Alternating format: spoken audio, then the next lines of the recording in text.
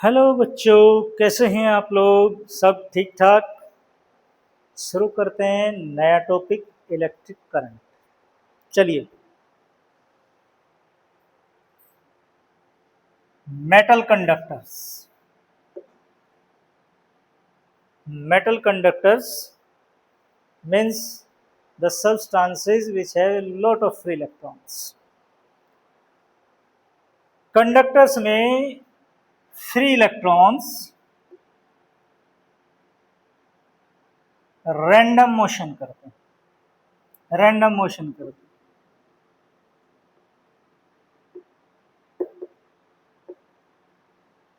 हैं। Random motion means कोई proper direction नहीं, कोई डेफिनेट डायरेक्शन नहीं। कभी ईस्ट वेस्ट साउथ नॉर्थ, किस तरफ भी मर्जी किसी तरफ मूव करो। लेकिन अगर कंडक्टर के एंड्स पर, कंडक्टर के सिरों पर पोटेंशियल डिफरेंस अप्लाई कर दिया जाए, ऐसे, तो ये and positive and this and negative. तो कंडक्टर के भीतर एक इलेक्ट्रिक फील्ड सेटअप हो जाएगा जिसकी डायरेक्शन होती है इस तरह, positive to negative, positive to negative. Free electrons पर इलेक्ट्रिक फील्ड की अपोजिट डायरेक्शन में इलेक्ट्रिक फोर्स लगता है, जिससे ये सभी फ्री इलेक्ट्रॉन्स एक प्रॉपर डायरेक्शन में मूव करना शुरू कर देते हैं। और जब ये इलेक्ट्रॉन्स एक डेफिनेट डायरेक्शन में मूव करते हैं तो इनके चलने की अपोजिट डायरेक्शन में, या यूं कह सकते हैं पॉजिटिव टर्मिनल से नेगेटिव टर्मिनल की तरफ इलेक्ट्रिक करंट क्रिएट हो जाता है। इलेक्ट्रिक करंट यानी इलेक्ट्रॉन्स की मोशन के अपोजिट डायरेक्शन। क्लियर बच्चों? इलेक्ट्रॉन्स क्या हैं? इलेक्ट्रॉन्स क्या हैं?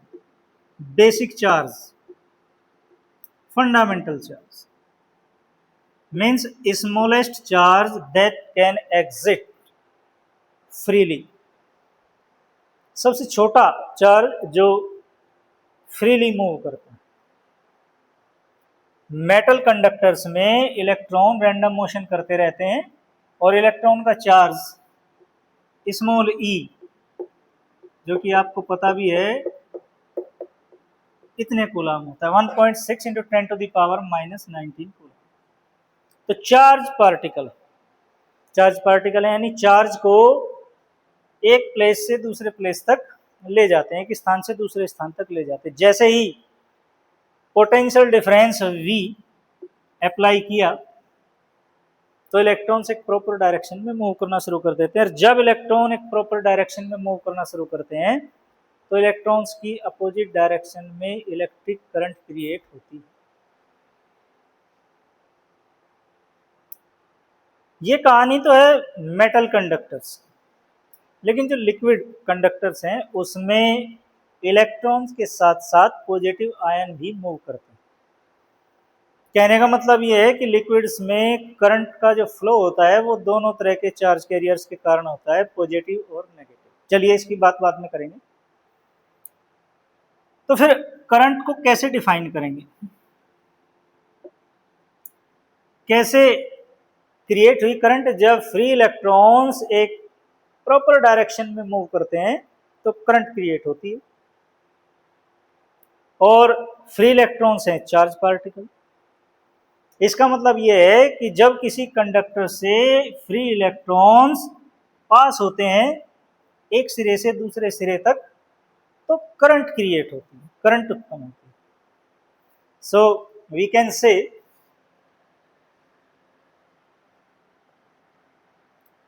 the electric charge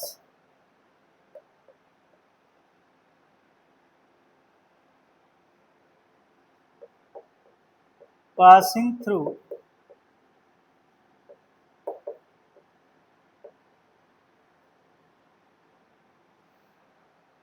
a conductor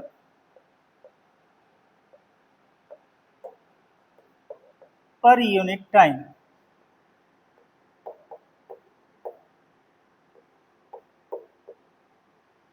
is called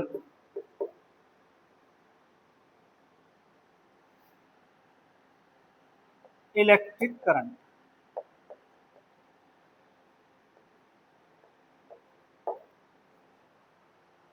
पर यूनिट टाइम में जितना चार्ज इस कंडक्टर से पास हो जाएगा, पर यूनिट टाइम में जितना चार्ज इस कंडक्टर से पास हो जाएगा, that is called electric current. It is denoted by I और स्मॉल आई. आई या कैपिटल आई या स्मॉल आई से रिप्रेजेंट करते हैं. देखिए इसका मतलब ये नहीं है कि इलेक्ट्रॉन यहां से चलकर जब यहां यानी एक सिरे से दूसरे सिरे पर पहुंच जाएगा तो करंट क्रिएट होगी ना. जितने इलेक्ट्रॉन यहां से एंट्री करेंगे उतने इलेक्ट्रॉन, जितना चार्ज यहां से एंट्री करेगा उतना ही चार्ज इस सिरे पर निकल जाएगा. यदि ऐसा होता कि भाई यहां से एक इलेक्ट्रॉन एंट्री करता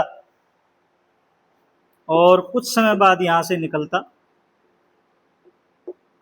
कुछ समय बाद यहां से निकलता, यहां से चलकर यहां पहुंचता तो करंट क्रिएट होती, तो फिर करंट को फ्लो होने में टाइम लगता. लेकिन आपने देखा होगा जैसे ही हम पोटेंशियल डिफरेंस क्रिएट करते हैं कंडक्टर के सिरों पर तुरंत करंट क्रिएट हो जाती है. नहीं तो ऐसा होता, अगर ऐसा होता कि इलेक्ट्रॉन यहां से चलकर यहां पहुंचे तब करंट आएगी, तो फिर पोटेंशियल डिफरेंस क्रिएट करने के बाद वेट करते कि भाई करंट आएगी थोड़ी देर में. ऐसा नहीं है, जितने इलेक्ट्रॉन यहां से एंट्री करेंगे उतने यहां से निकल जाएंगे. पर ये निकलेंगे कैसे भाई? ये निकलेंगे कैसे? ये निकलेंगे ऐसे कि कंडक्टर्स जो होते हैं वो बिल्कुल इस तरह होते हैं जैसे कि पानी से भरा हुआ एक पाइप. पानी से भरा हुआ एक पाइप. देखिए अगर आपके पास एक पाइप है जिसको हम अपने घर में नल से कनेक्ट किया हुआ है और वो खाली है, जैसे टैप ऑन करेंगे तो पानी पाइप से होते हुए दूसरी जगह निकलेगा, लेकिन उसमें टाइम लगेगा क्योंकि वो खाली था. लेकिन अगर ऑलरेडी उसमें पानी भरा है तो जैसे ही आप टैप ऑन करेंगे पानी दूसरे सिरे पर निकल जाएगा. तो कंडक्टर्स भी फ्री इलेक्ट्रॉनों से भरे हुए पाइप होते हैं. कंडक्टर्स फ्री इलेक्ट्रॉनों से भरे हुए पाइप होते हैं.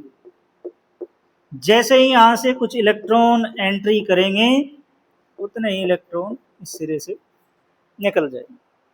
क्लियर? कहने का मतलब यह है कि पोटेंशियल डिफरेंस क्रिएट करने के और करंट फ्लो होने के बीच में कोई टाइम गैप नहीं होता, कोई टाइम लैग नहीं होता. क्लियर बच्चों? तो कंडक्टर्स क्या हैं? पानी के भरे हुए पाइप. भरे हुए पाइप को जैसे ही टैप ऑन करेंगे पानी निकल जाएगा. लेकिन अगर पाइप खाली होगा, अगर कंडक्टर्स के अंदर फ्री इलेक्ट्रॉन ना भरे होते तो फिर हम स्विच ऑन करते और कुछ देर वेट करते कि भाई पंखा चलेगा, कूलर चलेगा, या एसी चलेगा. क्लियर? ऐसा नहीं होता. लेकिन जैसे ही आप ऑन करते हैं लाइट ऑन हो जाती है, पंखा चल जाता है, कूलर चल जाता है. तो वो इसलिए कि सारे कंडक्टर्स फ्री इलेक्ट्रॉन से भरे हुए पाइप हैं. क्लियर? तो जैसे ही सपोज करें कि क्यू चार्ज यहां से एंट्री करेगा तो क्यू चार्ज यहां से आउट होगा. क्लियर बच्चों? तो करंट क्रिएट क्यों हुई? चार्ज के फ्लो के कारण. चार्ज के फ्लो के कारण। तो इसीलिए चार्ज के बेस पे इलेक्ट्रिक करंट को डिफाइन किया गया है। The electric charge passing through a conductor पर unit time is called electric current. Okay, अगर ये मान लें कि स्मॉल टी टाइम में इस कंडक्टर से पास होता है charge small q, small t time में चार्ज पास होता है स्मॉल क्यू, तो यूनिट टाइम में कितना होगा भाई? यूनिट टाइम में क्यू बाई टी ये चार्ज पास होगा। यूनिट टाइम में कितना चार्ज पास होगा? Q upon t. So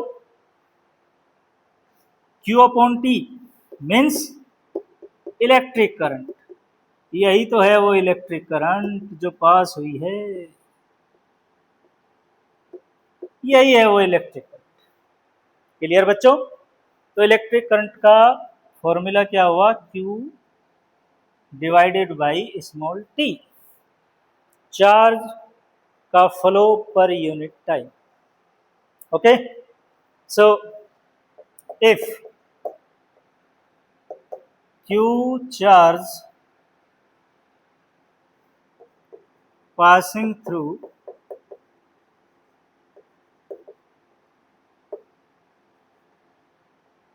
a conductor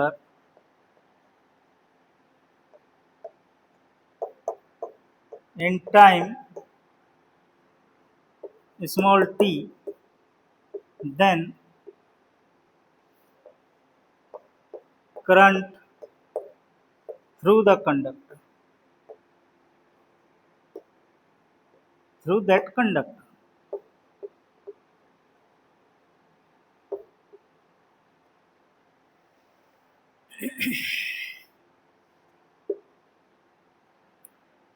I equals to q upon t, I equals to q upon t।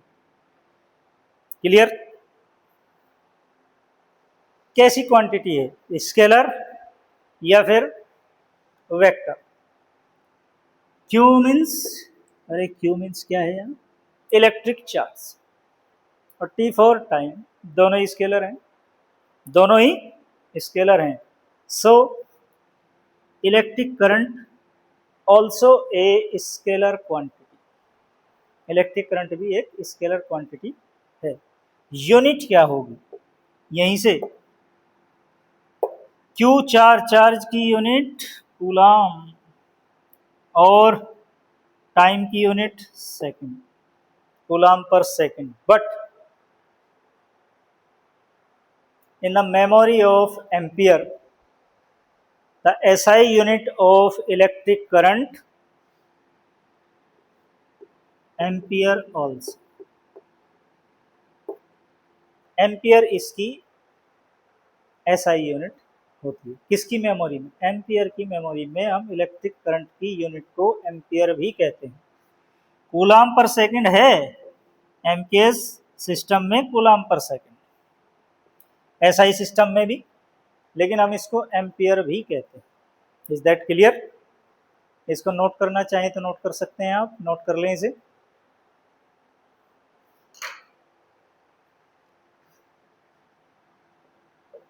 I equals to Q upon T।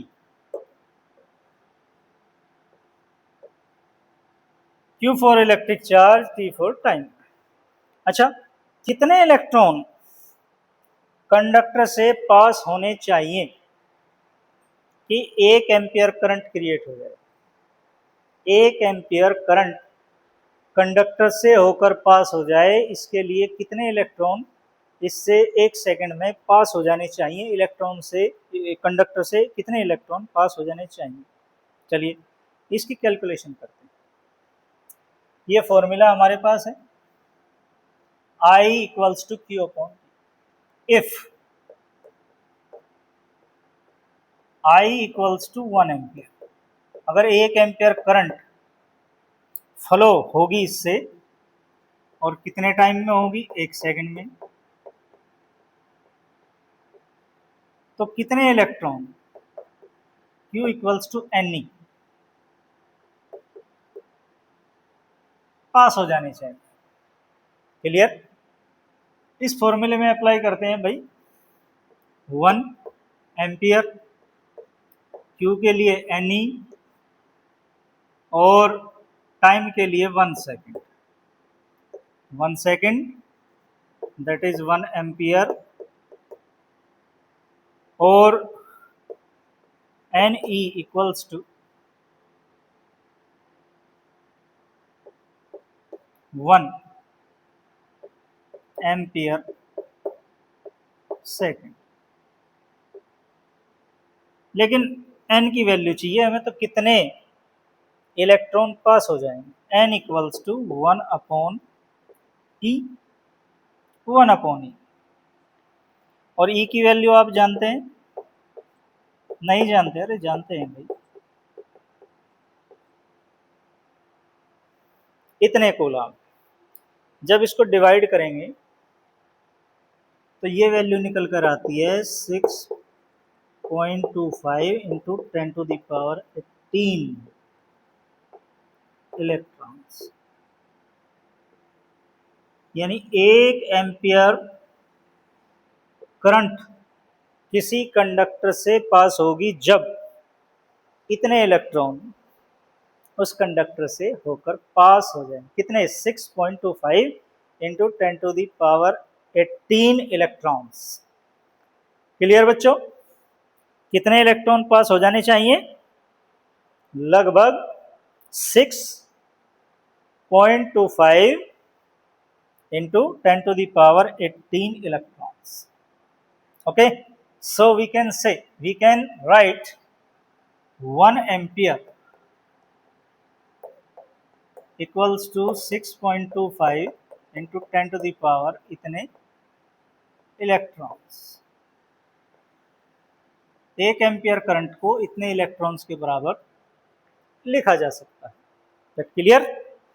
चलिए, nature कैसा है electric current का? Nature जैसा कि अभी हमने बताया था आपको कि दोनों ही क्वांटिटीज Q और T, दोनों ही क्वांटिटीज Q और T दोनों ही स्केलर हैं। So electric current is a scalar quantity. Electric current एक स्केलर क्वांटिटी है। Since both Q and T are scalar,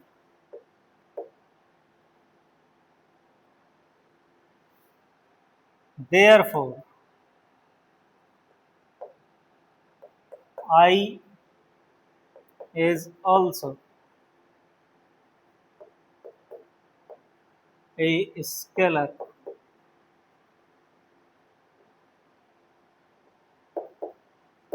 quantity.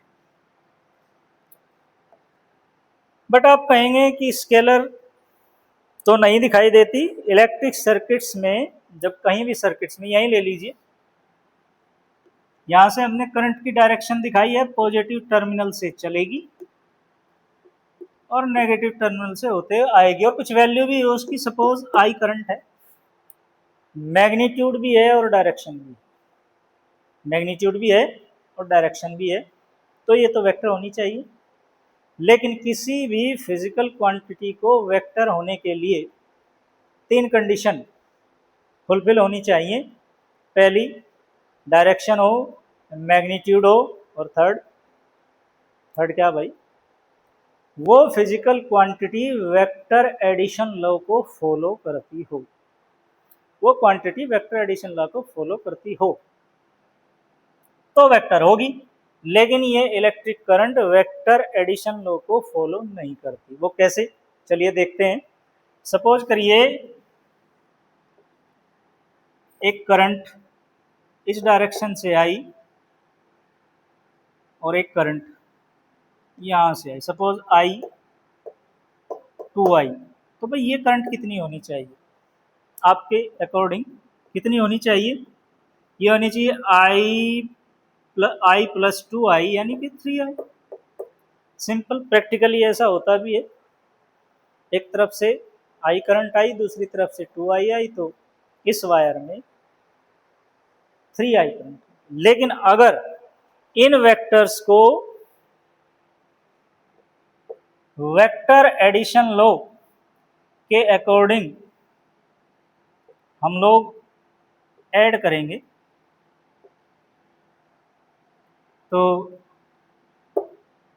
Vector addition law के अकॉर्डिंग ये नेट करंट होगी, ये नेट करंट होगी। दिस इज आई,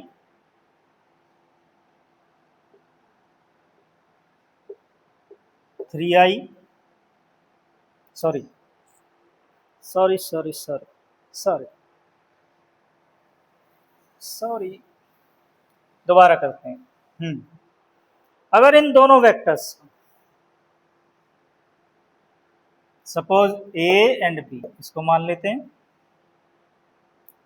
ए की डायरेक्शन ये यानी कि आई, और बी की डायरेक्शन दिस 2i। मैग्नीट्यूड इसका ज़्यादा है तो इसकी लेंथ थोड़ी ज़्यादा लेंगे, तो रिजल्टेंट वेक्टर होगा ये रिजल्टेंट वेक्टर होगा, ये 3i होगा। क्लियर बच्चों? इसको जब इसके साथ ऐसे ऐड करेंगे तो रिजल्टेंट वेक्टर ये होगा, ये 3i के बराबर होना चाहिए, बट ये 3i नहीं होगा क्योंकि रिजल्टेंट वेक्टर निकालने के लिए हम फॉर्मूला यूज करेंगे ये वेक्टर एडिशन लॉ के अकॉर्डिंग। सपोज करिए this is i1 and this is i2, तो i1 square plus i2 square plus 2 i1 i2 cos 90 है, यहाँ 90 डिग्री का एंगल है इनके बीच। cos 90 दिस इज 0 0, और ये हो जाता है i plus 2i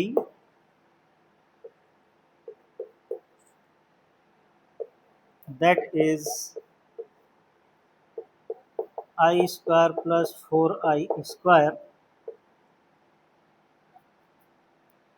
and becomes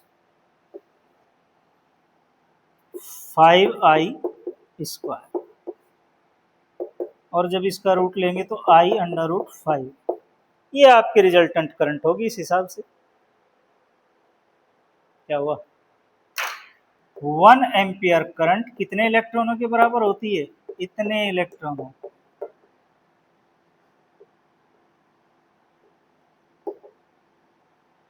एक एम्पियर करंट कितने इलेक्ट्रॉनों के बराबर होती है, इतने, इतने माने 6.25 into 10 to the power plus 18 electrons.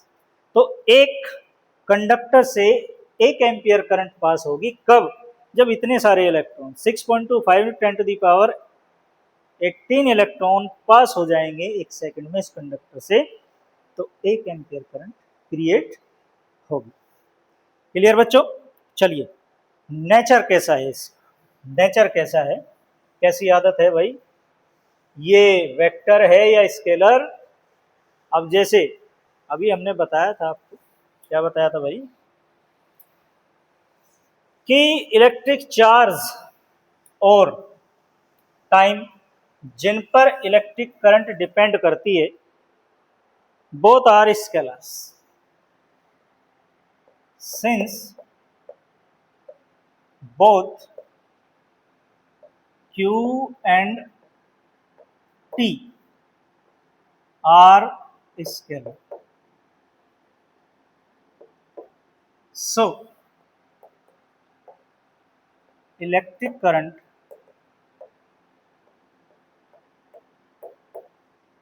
is scalar also. जब दोनों क्वांटिटीज स्केलर हैं जिन पे इलेक्ट्रिक करंट डिपेंड करती है, दोनों स्केलर हैं, तो फिर इलेक्ट्रिक करंट भी स्केलर होगी। पर इलेक्ट्रिक सर्किट्स में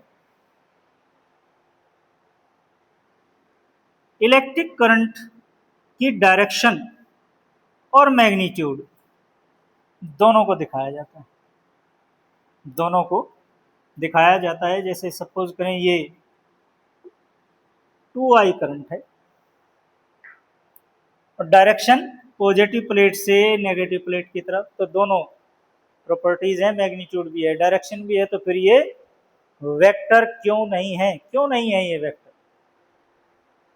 किसी भी फिजिकल क्वांटिटी को वेक्टर होने के लिए 3 कंडीशन फुलफिल करनी होती है, डायरेक्शन, मैग्नीट्यूड और वो वेक्टर एडिशन लॉ को फॉलो करती हो तो हो सकती है।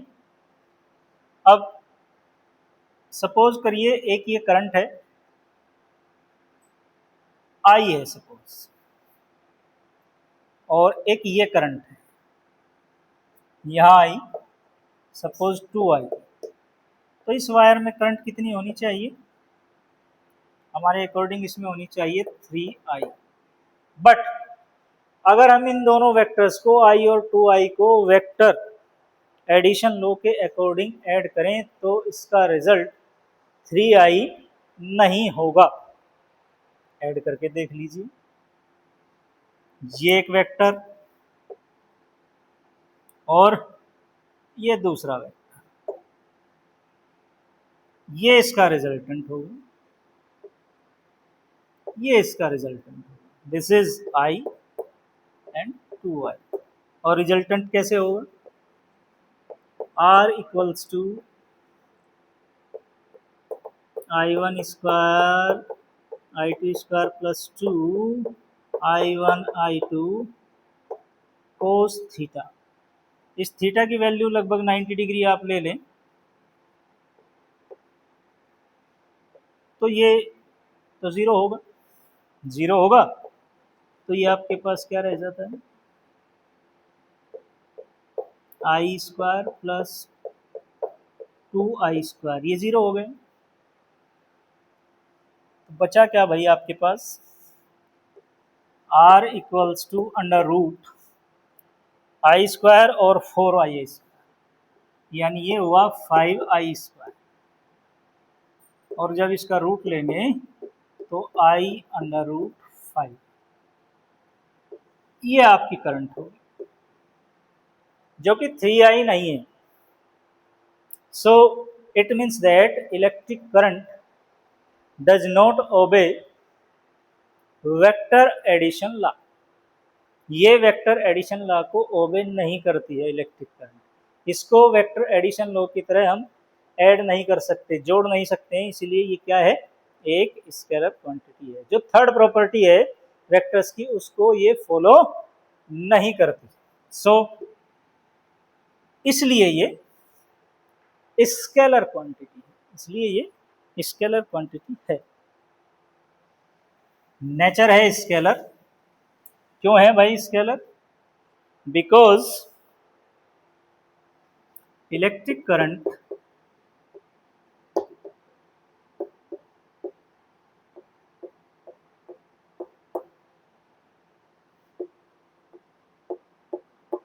does not obey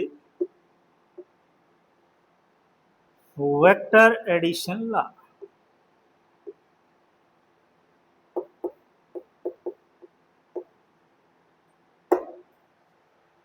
So it is a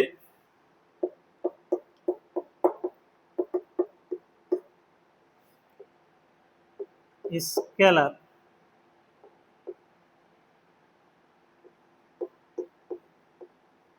quantity. Clear बच्चों? इसको नोट करना चाहें तो नोट कर लीजिए, इसे नोट कर लें।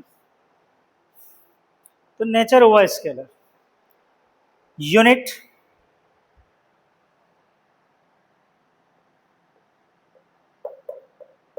SI unit of electric current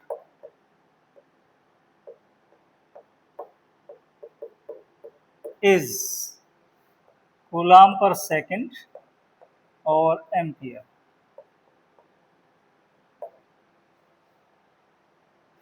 ampere को सर्किट्स में कैपिटल ए से रिप्रेजेंट करेंगे, कूलम्ब पर सेकंड और एम्पियर। एम्पियर साइंटिस्ट एम्पियर की मेमोरी में इसको हम एम्पियर कहते हैं। डायमेंशन फॉर्मूला, डायमेंशन फॉर्मूला,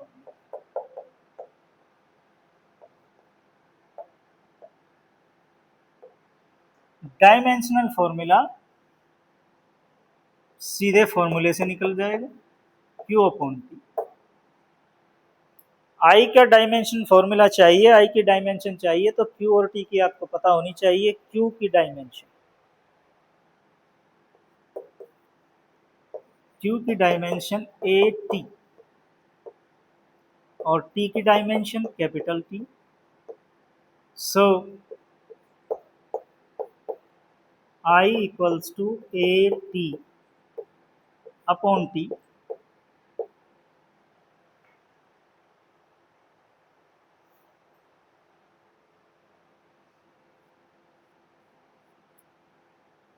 तो क्या हुई इसकी डायमेंशन भाई?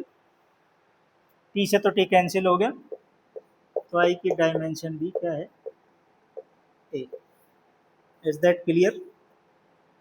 Dimension capital A। Okay students, note करना चाहेंगे इसको? नोट करना चाहेंगे, नोट कर लें। करंट डेंसिटी, करंट डेंसिटी, अरे भाई करंट की density, density means closeness of particle, घनापन, कितना डेंसर। तो किसी कंडक्टर के पर यूनिट एरिया से कितनी ज्यादा करंट नॉर्मली यानी परपेंडिकुलर डायरेक्शन पास हो रही है, इसको कहेंगे करंट डेंसिटी। चलिए समझिए पहले, ये एक कंडक्टर है और इसका ये cross section area, cross section area A, इससे पास होने वाली करंट क्रॉस सेक्शन एरिया के परपेंडिकुलर पास होने वाली करंट आई।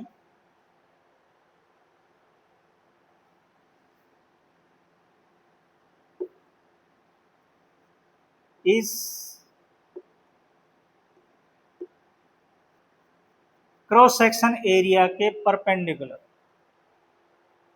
पास होने वाली करंट है आई। क्लियर बच्चों? ए क्रॉस सेक्शन एरिया से करंट पास हो रही है आई, तो यूनिट एरिया से कितनी होगी? आई अपॉन ए। किसी कंडक्टर के पर यूनिट एरिया से परपेंडिकुलर पास होने वाली इलेक्ट्रिक करंट को कहा जाता है करंट डेंसिटी। यहां परपेंडिकुलर डायरेक्शन में करंट पास हो रही है आई, तो यूनिट एरिया से होगी आई अपॉन ए। सो यही आपकी करंट डेंसिटी है। इसको हम प्रेजेंट करते हैं कैपिटल जे, कैपिटल जे। लेकिन अगर इस तरह की कंडीशन है, ये भी तो हो सकता है कि क्रॉस सेक्शन एरिया करंट के साथ 90 डिग्री का एंगल नहीं बना रहा है, ऐसे नहीं है। कैसे? इस तरह से।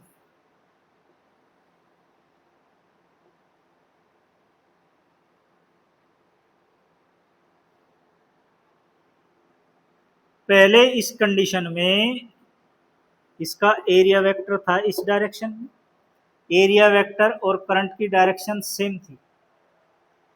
लेकिन अब एरिया वेक्टर की डायरेक्शन, एरिया वेक्टर की डायरेक्शन ये है ए, लेकिन करंट तो ऐसे ही पास होगी भाई। तो अब एरिया वेक्टर और करंट की डायरेक्शन के बीच एंगल है। अब जो करंट है, टोटल करंट है, वो परपेंडिकुलर पास नहीं हो रही, लेकिन डेफिनेशन हमारी है कि करंट इस एरिया वेक्टर के परपेंडिकुलर, इस जो एरिया हमने लिया है, ये स्मॉल एरिया जो लिया है, इसके परपेंडिकुलर यानी इसके एरिया वेक्टर की डायरेक्शन में पास होनी चाहिए। एरिया वेक्टर हमेशा किसी भी सरफेस के साथ, प्लेन के साथ 90 डिग्री का ही एंगल बनाता है। ये अगर एरिया वेक्टर है तो इसका एरिया वेक्टर ये हो। तो पहले सरफेस ऐसे था, अब आपने ऐसे कर दिया तो एरिया वेक्टर भी चेंज हो गया, लेकिन करंट की डायरेक्शन वही है। तो इस सिचुएशन में इस स्मॉल एरिया ए से कितनी करंट पास होगी, इसके लिए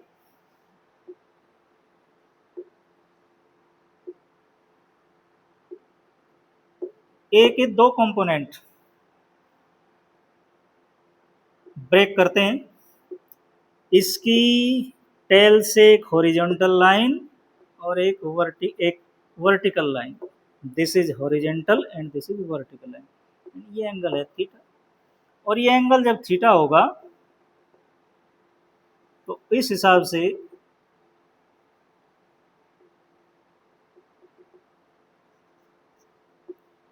ये कंपोनेंट होगा ए cos थीटा और ये होगा ए sin थीटा।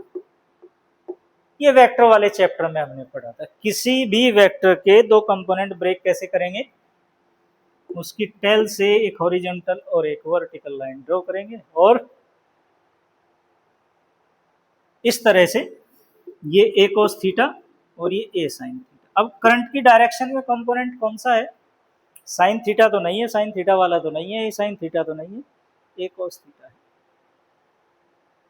इस डायरेक्शन में ए cos थीटा ये कंपोनेंट है। इतने एरिया से करंट पास हो रही है, ए से नहीं, ए cos थीटा से। क्लियर बच्चों? तो समझ में आया होगा जहां तक मुझे लग रहा है। नहीं समझ में आए तो रिपीट करेंगे। क्या है current density? The electric current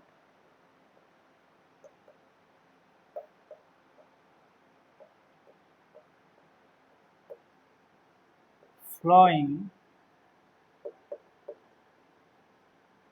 normally through per unit area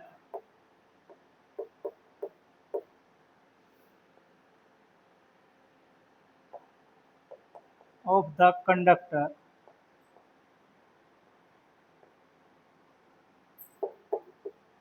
is called current density.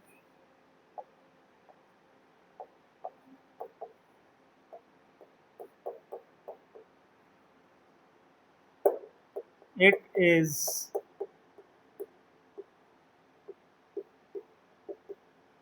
denoted by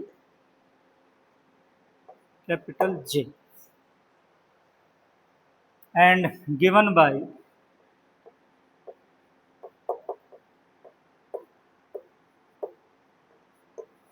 J equals to I upon A.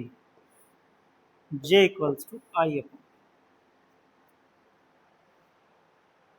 Clear? If theta be the angle between I and A, then J equals to I upon A cos theta. J equals to I upon A cos theta। जब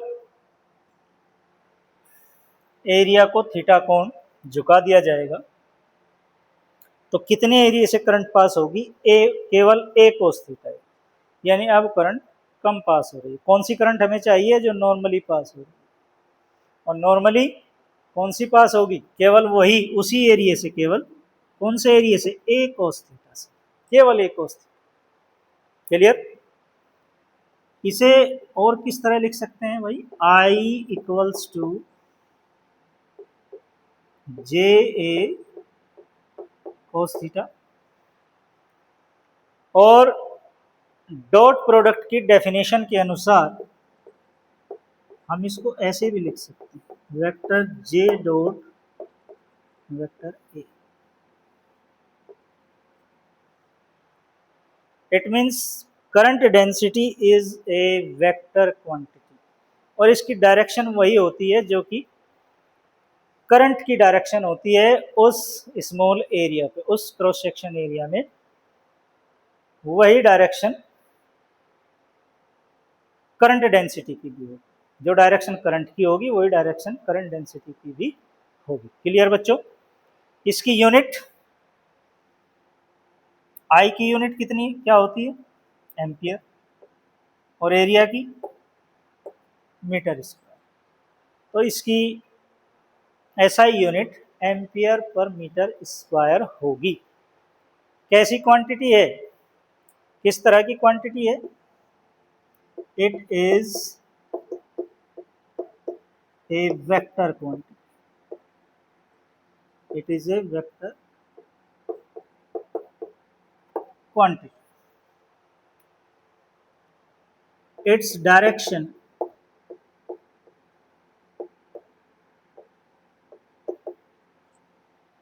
same as direction of current। ठीक है बच्चों, इसे note कर लें, इसे note कर लीजिए। और आज की वीडियो में इतना ही, अब मिलेंगे अगले वीडियो में। तब तक के लिए best of luck, good bye. अगर वीडियो आपको अच्छी लगी है तो इसे लाइक और सब्सक्राइब जरूर कर दें। तब तक के लिए गुड बाय।